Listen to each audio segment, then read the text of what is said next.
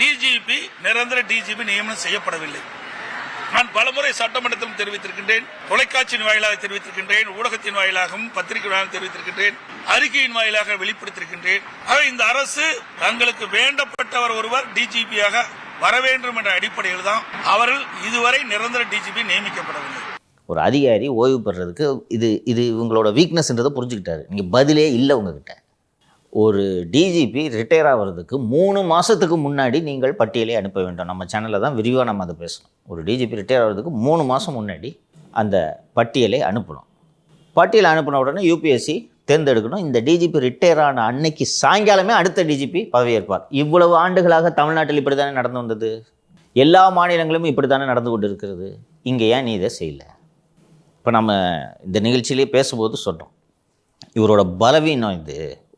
ஒரு டிஜிபி போஸ்ட்டை கூட அப்பாயிண்ட் பண்ணுறதுக்கு முடியாத கையறு நிலையில் கையாலாகாமல் முதல்வர் இருக்கிறார் அப்படின்றது தான் இது உணர்த்துதுன்னு சொல்லிட்டோம். அப்போ உங்கள் எதிரியோட வீக்னஸை தெரிஞ்சுக்கிட்டு அதிலே வச்சு அடிக்க வேண்டியதான்.